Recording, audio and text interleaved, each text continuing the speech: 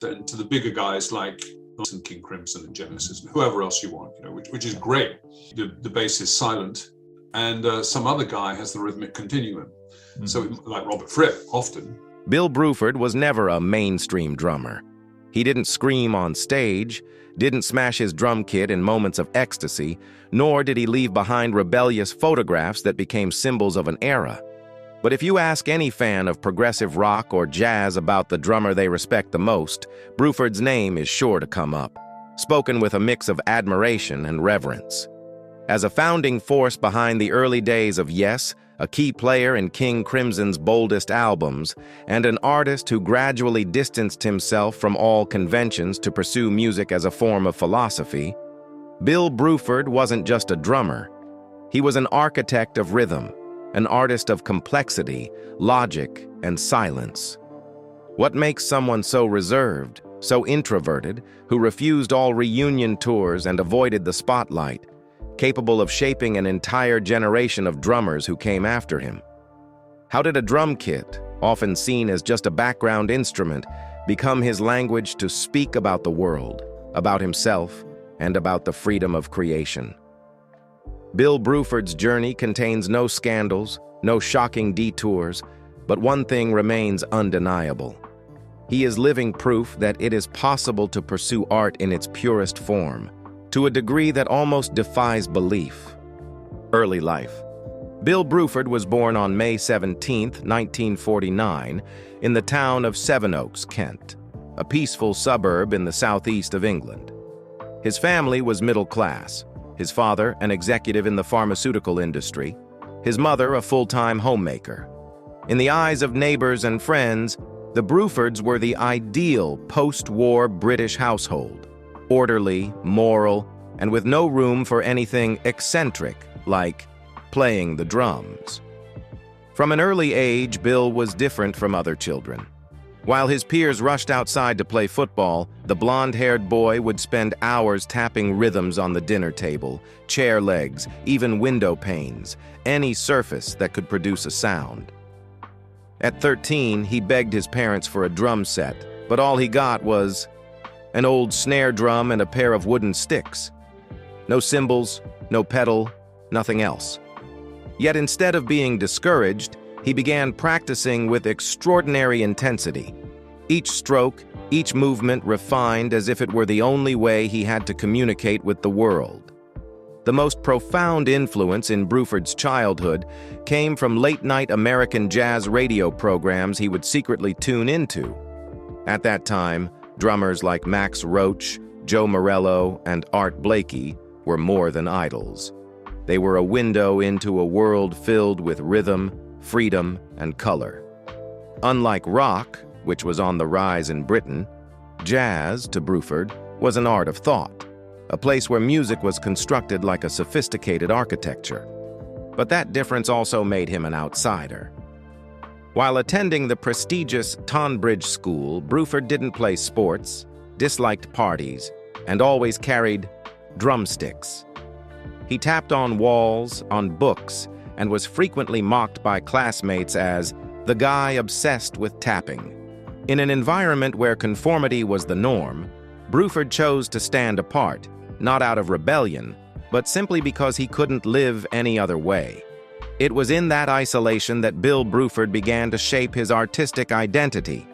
Quiet, observant, meticulous, and in pursuit of perfection to an extreme degree. He didn't have a rebellious childhood, wasn't abused, didn't fall into addiction. But he grew up with a lingering sense that if he didn't build a world of his own, the world out there would always be a place he didn't belong.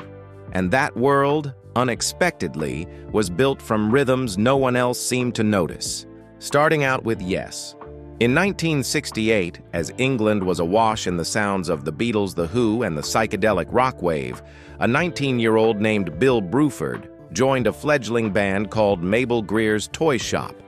The group soon renamed itself Yes, driven by a different ambition, not to make music that pleased the masses, but to push the boundaries of rock into uncharted territory. And Bill Bruford, with his unorthodox drum kit and mathematician's mindset, quickly became the beating heart of that ambitious machine. Instead of immersing themselves in simple riffs and traditional structures, Yes sought to expand the borders of music, blending classical, jazz, psychedelia, and architectural thinking about sound. And in that chaotic world, they needed someone not just to keep time, but to redefine what time even meant. Bruford was that person. Unlike other drummers of his era, Bruford didn't enter rehearsals to lay a foundation, but to create a conversation. He didn't drum to fill space. He drummed to create space. In a band where every instrument wanted to speak, Bruford's drums didn't shout. They responded. Sometimes like a provocation, sometimes like a pause that made your heart skip. He didn't play drums like a rocker. He played like someone sculpting a three-dimensional space out of sound. By 1971, the Yes album marked the band's first real maturation. The rhythmic complexity Bruford brought didn't make the music chaotic. On the contrary, it created interlocking currents like whirlpools, suddenly opening into clear, flowing streams. When Yours Is No Disgrace played, no one thought it belonged on the radio, and yet it echoed across Europe. And amid all those gleaming chords and layered vocals was a drum line that felt both hesitant and daring, as if each transition was Bruford breaking through himself once again. But that was only a stepping stone. By the end of that year, Fragile was released, an album that catapulted Yes to global influence. Within it, the track Heart of the Sunrise became a living testament to the musical language Bruford was creating. Unpredictable fills, shifting 6/8 and 3/4 meters woven into a maze of logic that somehow still drew listeners in. In that space, the drums were no longer the backdrop. They were the axis holding everything together. And ironically, it was at that very peak that Bruford began to feel weary. Yes was now pursuing perfection with near mathematical precision. Rehearsals dragged on for hours, each musical phrase dissected, refined, arranged as though the band were constructing a Gothic cathedral out of sound. For many artists, this was paradise. But for Bruford, it felt like being locked in a laboratory, where every flaw was erased and every risk was neutralized. And in music, when there are no mistakes, there are no surprises. Close to the Edge, 1972, would be Bruford's final album with Yes.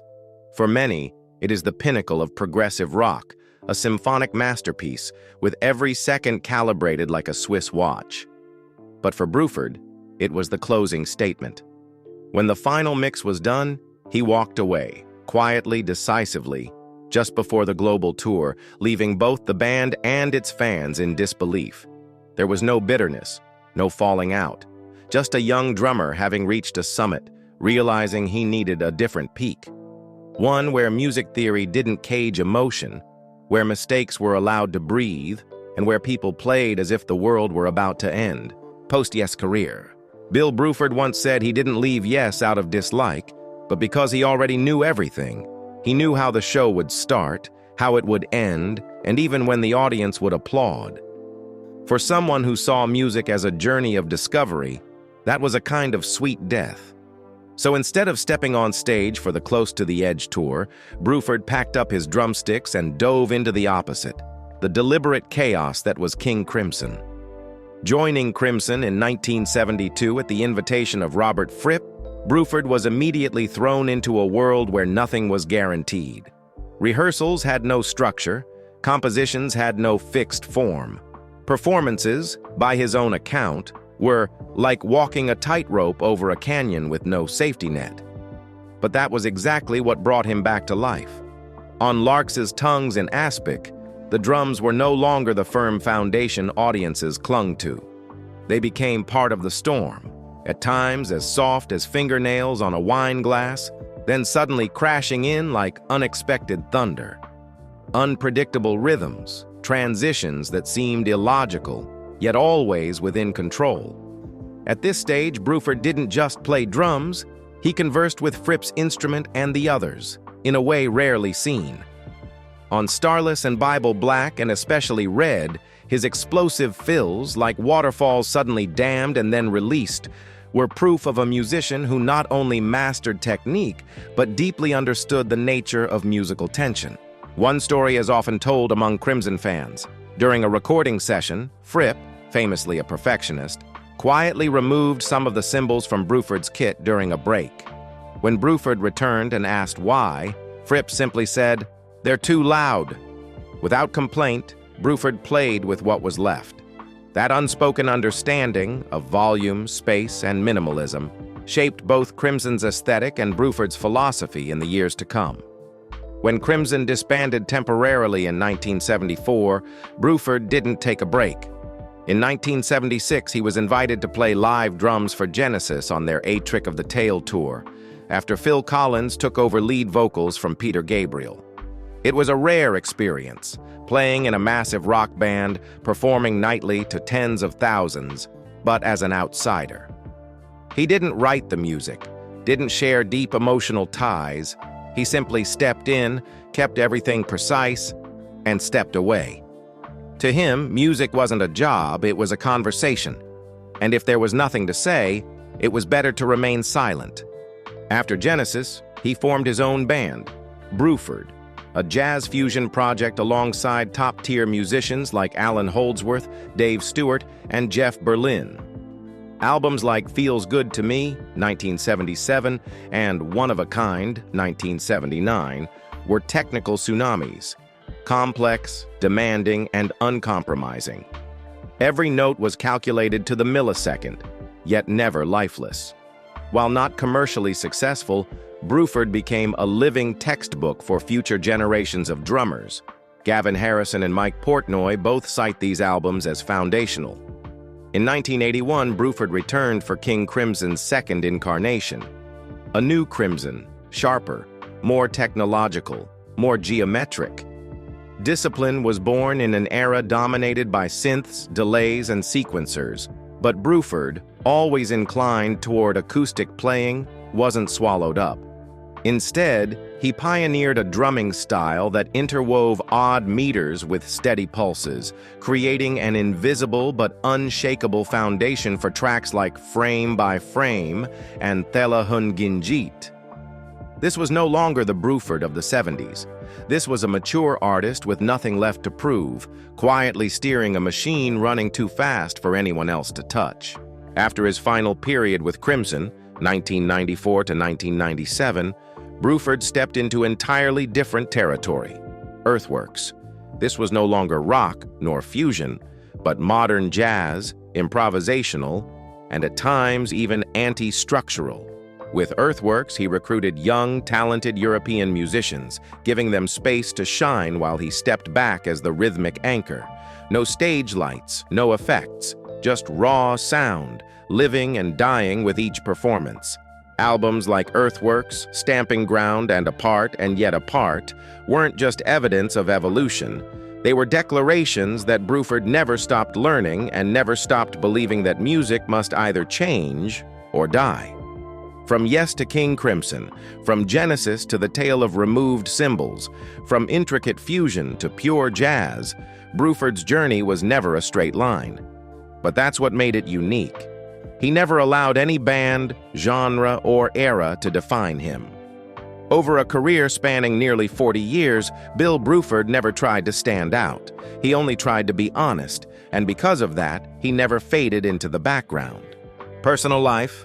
While many rock musicians of his era used scandal and a wild lifestyle to define their identity, Bill Bruford chose an almost invisible path.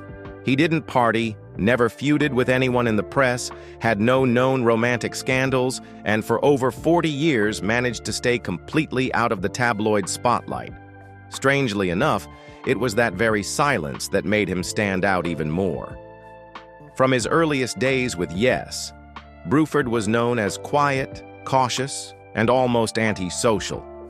While his bandmates immersed themselves in the lively backstage scene, he would retreat to a corner, headphones on, shielding himself from what he called mental noise that interfered with his musical clarity.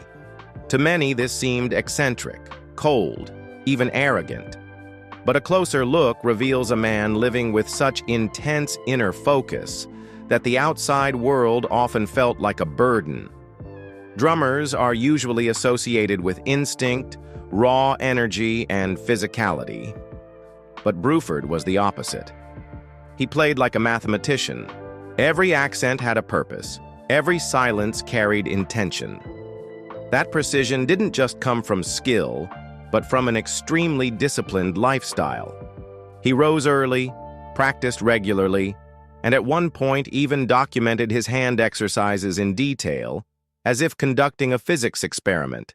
In his memoir, he once wrote, "No performance is ever perfect. But if I'm not trying to approach that ideal, I'm wasting other people's time." His family, like much of his private self, remained almost entirely out of the public eye. Bruford married Carolyn, a woman outside the music industry, in the late 1970s, and they lived quietly in Surrey, in the south of England. They have 3 children, none of whom pursued music. When asked about this, Bruford once smiled and said, "Either I made it too difficult for them to follow, or I didn't make it attractive enough." Yet in his memoir and rare interviews, he always referred to his family with quiet affection, a private world he kept sacred amid the chaos of constant touring. Perhaps the most telling aspect of Bruford's personal life isn't how he lived, but what he refused. He refused to become a celebrity, refused to join nostalgia tours he viewed as ringing out old memories, refused to reunite with Yes at their Rock and Roll Hall of Fame induction in 2017. Though he attended the ceremony, he didn't perform. "I've retired," he said. "I don't enjoy reenacting things I finished 2 decades ago just to satisfy someone else's nostalgia." For Bill Bruford, a music career was a continuous creative pursuit, and his personal life was never something to be marketed alongside the art. In an era when artists are often stripped bare by social media, the press, and even themselves, Bruford chose to preserve a quiet space, not because he had something to hide, but because he understood.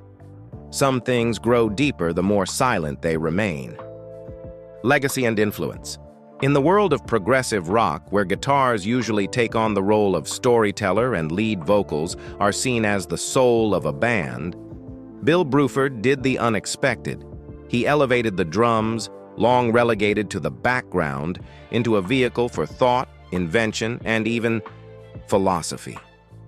Bruford's greatest legacy isn't hundreds of performances or chart rankings, but a redefinition of the drummer's role in modern music.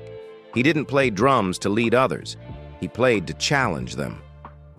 In Yes, he created deliberate rhythmic lags that forced his bandmates to really listen to one another. In King Crimson, he broke conventional time to construct an entirely new world, where the boundary between chaos and order was so fragile that a single misplaced snare hit could collapse the entire piece. But the remarkable thing is, he never let it collapse. Many drummers across genres, whether prog, metal, or jazz, cite Bruford as a key influence. Danny Carey, Tool, credits him with teaching how to merge polymetric thinking. Mike Portnoy, Dream Theater, called Bruford the first drummer who made me realize drums could actually speak. Gavin Harrison, Porcupine Tree, who later inherited the Crimson mantle, once confessed, "Every time I play drums for Crimson, I hear Bill's breath in the structure." Without classrooms, without workshops, Bruford taught through his music, the most vivid textbook of all. His influence extended far beyond technique. In 2016, Bruford earned a PhD in music from the University of Surrey, with a thesis exploring improvisation and creative performance in drumming. In it, he didn't try to prove he was a great artist, but rather examined how musicians think when there's no script, a question that reaches far beyond the stage. He didn't merely teach, he restructured the way rhythm is understood in contemporary music. To the academic world, Bruford was the first to truly bring drumming into the realm of creative research. His memoir, Bill Bruford, The Autobiography, 2009, is not a tale of self-congratulation, but an inner journey of an artist who constantly questioned himself. In it, he speaks candidly about the fear of being replaced, the feeling of not belonging to any band, and the reality that making art isn't just about ecstasy, but also endurance. Critics in the UK praised the book for being a rare account of failure written with such elegance. In 2017, when Yes was inducted into the Rock and Roll Hall of Fame, Bruford attended, bowed respectfully, but didn't perform. To him, the past is something to be honored, but not reenacted. In the group photo with surviving Yes members, he stood slightly turned with a polite smile, not overly warm. That is Bruford, always maintaining a certain distance, not out of arrogance, but because he has long lived in that liminal space between intellect and art. Bill Bruford's legacy isn't easily captured in a recording or performance video. It lives in the way he taught others to pause between strokes, in his conscious rejection of what is easy, and in his choice to remain a thinking artist within an industry increasingly commodifying sound. In an era where instruments are easily turned into gimmicks, Bruford transformed the drum kit into a tool for reflection, and that is what makes him great. Current life. In 2009, Bill Bruford announced his retirement, not due to illness or exhaustion, but for a reason so simple it was almost astonishing. He no longer felt the urge to be on stage. In an interview, he said, "I play music when I have something to say. And when I no longer have anything to say through rhythm, I choose silence." Since then, Bruford has quietly stepped away from the spotlight, turning down all reunion offers, retrospectives, and reenactments of past glories. Even when Yes was inducted into the Rock and Roll Hall of Fame in 2017, he attended but did not perform, not out of conflict, but because he had made a promise to himself. Once the curtain falls, there's no looking back. But he didn't disappear. Throughout the 2010s, Bruford devoted himself to research and teaching. He became a scholar in the truest sense, not inspiring with flashy drum solos, but with sharp thinking and analysis of why an odd time signature can evoke deeper emotion than a steady beat.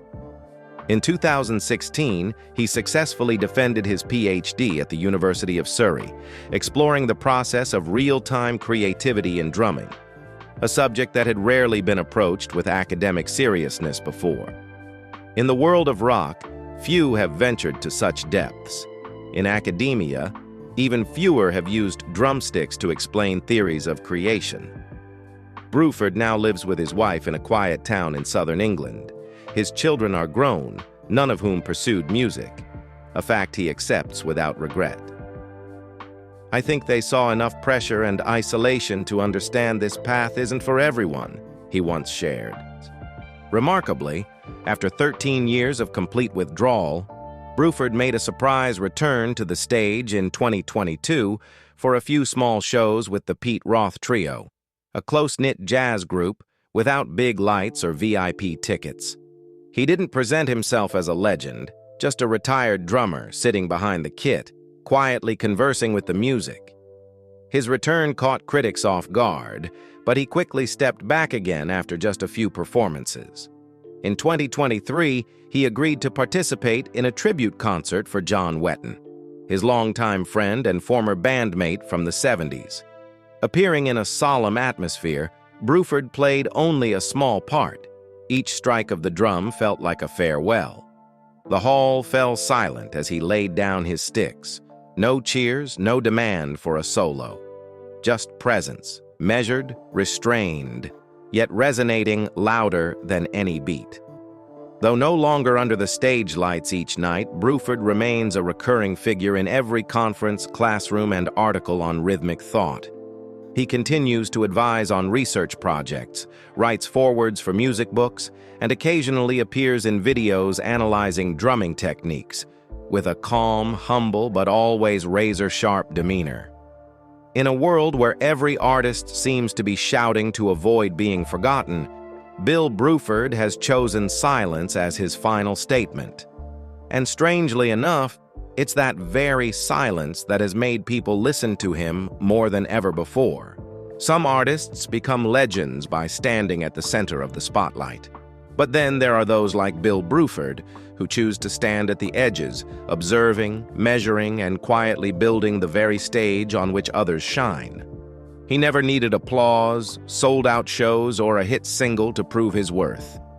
The only thing he pursued throughout his life was honesty.